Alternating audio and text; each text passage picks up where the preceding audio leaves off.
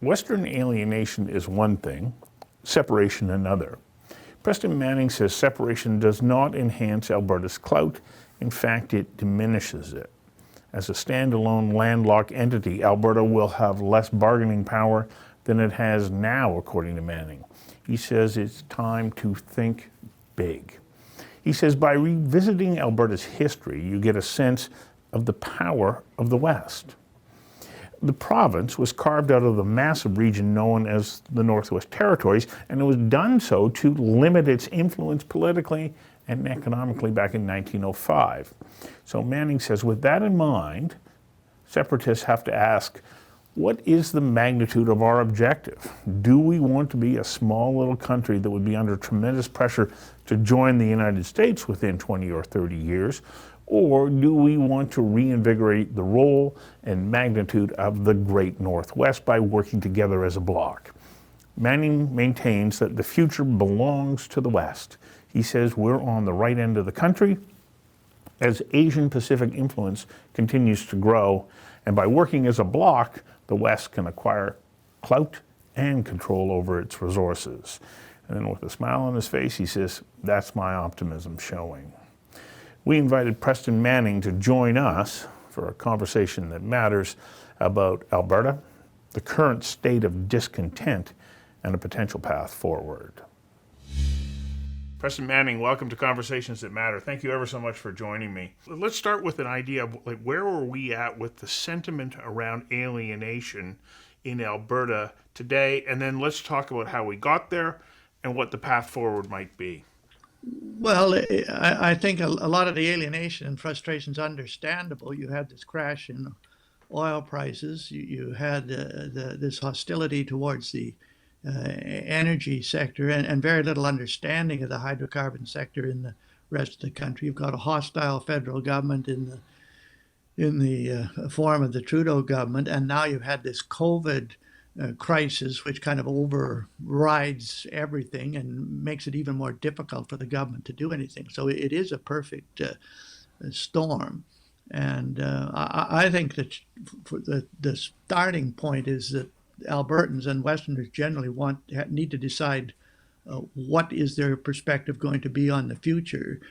Some people say you should separate and have a small province. I'm not convinced. I don't see how that advances your ability to get pipelines or anything else. But the other approach is how can you get changes in the federation to make the West more at home? But the prerequisite to action on that front is Westerners pulling together rather than allowing themselves to be divided. Westerners by Albertans, are you talking about, or are we talking Manitoba, Saskatchewan, Alberta as a bloc because they all were born of the same territory, or do you also include British Columbia in that discussion? Well, I think of the West as everything west of the Manitoba-Ontario border. And I distinguish between the separatist sentiment today and the separatist sentiment that existed in the mid-1980s when reform started. And there was a contest then between separation or does the West want in or does the West want out?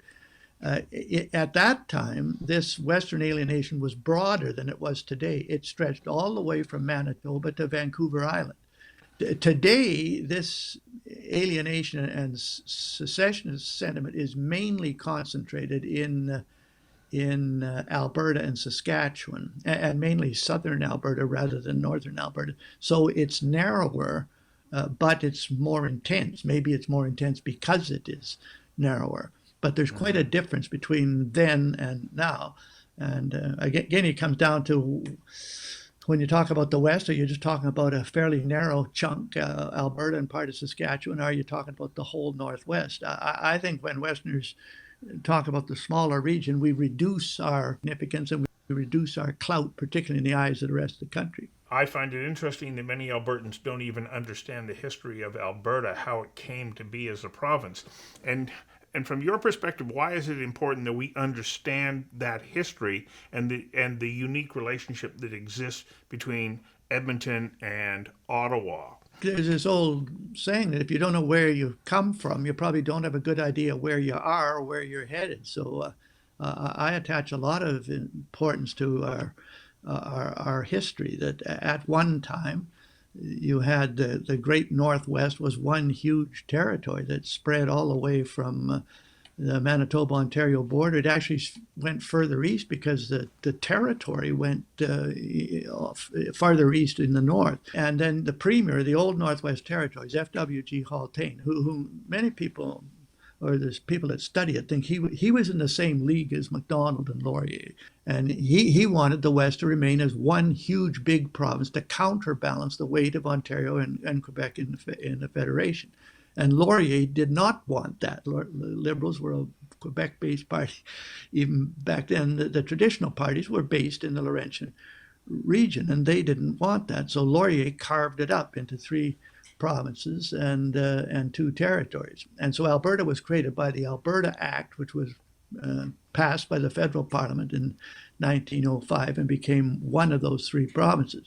But that was the big Westerners versus the little Westerners, and at that time there were people in the West that supported the carving up. The Premier Rodman Roblin of Manitoba, he was the Premier of Manitoba when it was a little postage stamp province, and he wanted to be Premier of a province, and if there'd been one big province, he wouldn't have been. So there were Westerners that supported that little Westerner position, just as there are today Westerners that will support the separation, even if it's a small entity, rather than the big picture.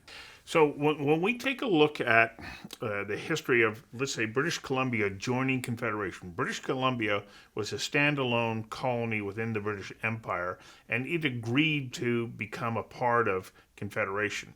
Whereas the Northwest Territories had been all this property that was under the control of the British government, and it's my understanding that in the 1890s they said to Canada, here, you can have it. In essence, they gifted it to Canada, and it became the property of Ottawa. So does that mean that all of that territory and then the subsequent provinces that got broken up actually are still, for lack of a better word, chattel of the Ottawa government? Well, no, it started out that way, but then, there's been this persistent desire on the part of the West, and by the West, I'm now talking about the prairie provinces, to get control of their own lands and resources. And ultimately, they managed to do that by the Natural Resources Transfer Agreement in 1930. They got a constitutional amendment that transferred the ownership of lands and resources to the Western provinces. Before then, those lands were controlled by the federal government. In Alberta, there was over 6 million acres of Alberta land that was given by the federal government to railway companies that weren't even in Alberta. But the federal government controlled it, nothing Alberta could do to stop it. And it wasn't the Liberals or Conservatives that wanted to do that. It was only when there was a minority government in Ottawa and the old Progressives held the balance of power. The Progressives were a Western-based agricultural party. And their condition of supporting the Liberals was, you better agree to this Natural Resources Transfer Agreement. And Premier Brownlee was the Premier in Alberta at that time. And Brownlee's career ended in a scandal. But if the only thing the guy ever did was get that Natural Resources Transfer Agreement, it was the most fundamental advancement of Western interests that you could have had. It's the reason why the royalties on oil and gas development flow to Edmonton instead of to Ottawa, or to Regina instead of to Ottawa. So Premier Lougheed, though, also renegotiated the deal with Ottawa and strengthened that, but he was unable to wrestle control of the environment away from Ottawa, and this appears to be in some ways the Achilles heel of Alberta at the moment, that the federal government can come along and just say, no, according to our environmental plan, this is what you have to do. Well, this is a good point, and this gets into, well, what can you do to advance not just Alberta's interests, but to advance the Western interests? And the single constitutional amendment that I think would advance that is a constitutional amendment prohibiting the federal government from legislating or policy making or treaty making in areas of provincial jurisdiction, which would include health and would include the environment, unless it gets the consent of the province that's affected. And it seems to me that constitutional amendment, or maybe you get it through a joint federal-provincial agreement, which would be easier to get than a constitutional amendment, ought to be something that virtually every other province in the country should support. You talk to Quebecers, they don't want the federal government to have unilateral power to intervene in any area of provincial jurisdiction. And so we may disagree on a whole bunch of things with Quebec, but surely on that subject, that's one place where the West and Quebec could agree. Right. And if that prohibition, and that wouldn't mean that the federal government couldn't intervene in the area of health or environment if the province consented to it. But Right. if they didn't consent to it, then it couldn't. And I think that would reduce 50% or more of the tensions between Ottawa and the provinces, because most of those tensions arise out of the federal government using its spending power to interject itself into every other area, whether the Constitution assigns it to it or not. So in 2001, you were one of a handful of people that included Stephen Harper at the time, who wrote the firewall letter. No, Stu, on that, no, I was not part of that. Oh, you weren't. I thought you were. I thought. Okay. Yeah, no. Tom Flanagan, I know, was there. I thought you were. Yeah, Okay. Yeah. I knew all the fellas that did it. But Right. I was still in the doing something else at that time. But I know the sentiment, and this is still kind of the issue today. Do you try to make, even within the Confederation, you try to make Alberta more independent? And I was on this fair deal panel that Premier Kenney set up, and we heard a lot of that. Right. And the panel actually made some recommendations. Maybe you should consider setting up the Alberta pension plan and pulling out of the Canada pension plan. It's not as simple or easy as it sounds, but it could be done, and you'd be more separate on that front. You could set up an Alberta police force instead of having the contract with the RCMP. There's a number of things that could be done to, while Alberta would still be in the Federation, it would be a lot more separate on some of those functions. And that's what, and the firewall letter got into some of those kinds of measures. And so there were many elements out of that firewall letter that appeared again. Fast forward 20 years, and there they are as part of the Fair Deal panel's mandate to examine. Yeah, When yeah. you came out of that Fair Deal panel process, what did you feel was the likelihood that we would be able to improve relations between Ottawa and Edmonton? Well, I was optimistic that something could be done, but then, as I say, Alberta got into this. It was almost into it then. It got into this perfect storm where the revenues of the Alberta government were enormously hit by the fall in energy prices, by the obstruction to the pipeline proposals, and then this COVID thing came along, which just not just Alberta, but virtually every premier across the country's attention has been focused entirely on that, and these other measures get. I still think the government of Alberta is interested in them and probably committed to them, but it's simply not in a position to act on that front. Mm-hmm. So it's a now I say I'm there's this, what's a Canadian optimist, is somebody who thinks that things could be worse. I actually think that things could be better. I'm that kind of optimist. I still think there are things that can be done, even in the midst of this COVID crisis. In fact, I think they're part of the answer to this COVID crisis. One of the things that the opposition in Ottawa and provincial premiers can argue is that there ought to be an economic impact assessment of every major health protection measure or environmental protection measure. If what you want is balance between health and environment and the performance of the economy. And so you could rightly ask, where's the economic impact assessment of Ottawa signing the Paris Accord? It doesn't mean you're actually automatically against it, but we want to know what's the economic impacts of that versus what maybe it can achieve environmentally, so that the government of the day can balance the two. Where was the economic impact assessment of the carbon tax regime? Again, whether you're for it or against it, at least you should know what's it going to do to the economy, so you can balance the environmental benefits versus the economic benefits. And I would say the same thing's true on these COVID health protection measures. That's fine. Everybody understands you got to do something to protect health, but what's the economic impact of that? And so one of the things we can do, even in the midst of this crisis, that would address a number of these other issues, is do impact assessments of these major measures, so that there can be balance between health protection economic development, between environmental protection and economic development. And that's something that can be done now. It doesn't have to wait for some constitutional change or change in the government if the government could be persuaded to do it.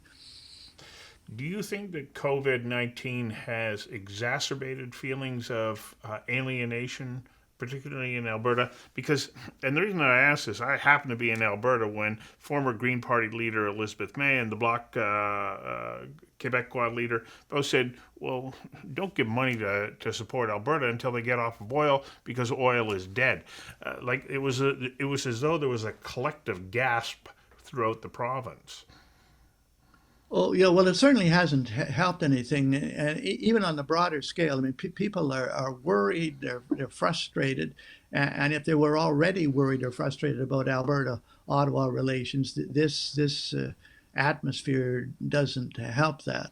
And a lot of Albertans are furious about the hypocrisy on this environmental front. So suppose that you agree with this analysis that every economic activity has environmental effects. The economy takes stuff out of the environment and puts waste back.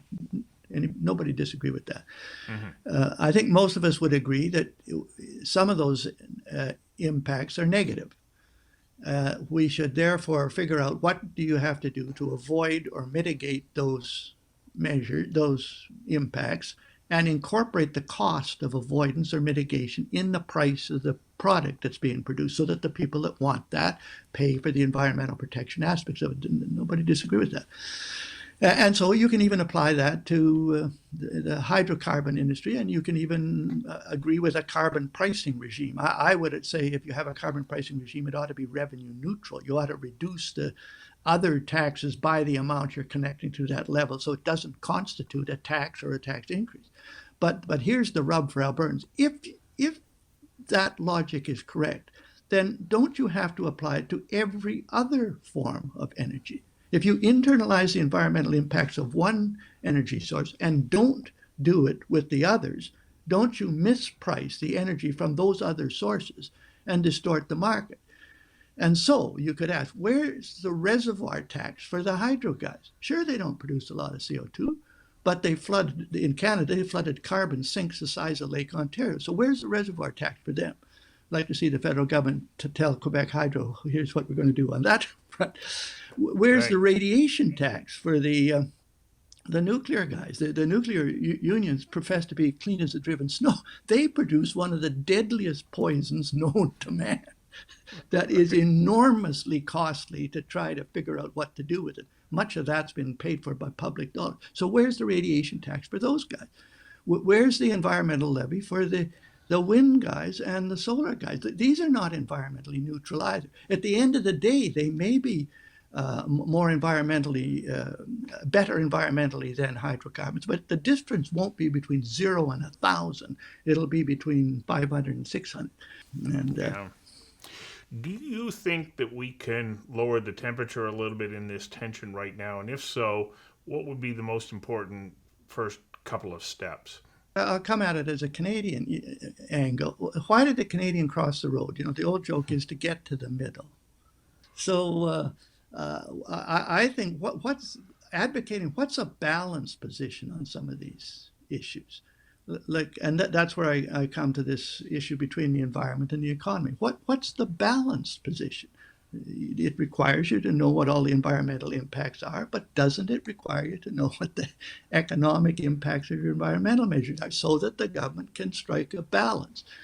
And I think there is an instinctive desire and appreciation on the part of Canadians for a balanced position if someone can put it forward. Now, unfortunately, under these circumstances, we seem to polarize. And I think if someone really made it their mission in life to establish a balance on some of these issues, a balance in federal-provincial relations, a balance on environmental economy, balanced budgets, that there'd be a receptivity from the public. But you don't see much of that today. You see more polarization in the political arena than we've seen for a long time. I know. It has become incredibly heated, and as a Canadian who does not live in Alberta, I don't want Alberta to go. I want us to have that productive, cooperative relationship that makes up Canada, which I think is a uniquely special country, but we also have our own unique and special challenges. So I'm hoping that Well, we there can. are some encouraging things from our history too, because I had this experience with reform, and one of the arguments you get into in Alberta, and these are from well-meaning people, who say, "Well, the reform effort, we supported all that, but what did it get us? What's the lesson from that? That's that you can form new political parties and you can get some clout, but you can't change it." I say to those people, I think you're missing the whole point of the main lesson that comes out of reform, which was a small group of people, 5 people met in a boardroom in Calgary in 1987 and said, we don't like any of these options, and by golly, we're going to provide another one. And, we ended up creating this party. It got a bunch of seats. It got 52 seats the first time, 60 some seats the second time. We then had to broaden it out and created that Canadian Alliance. This is a coalition of Westerners. It was Reform with the Klein Conservatives, the Philman Conservatives Manitoba, the Harris Conservatives in Ontario, and created that Canadian Alliance. And then Harper and McKay put that together with what was left of the old Conservative Party, and they got a minority government and they got a majority government. A small group of people, and I've been critical of the democracy in Canada. I think there's a lot of things wrong with it, but notwithstanding that, small group of people were able to take the tools that democracy gives to everybody and use it to have some influence at least. It got a national government for 9 years with a strong Western base.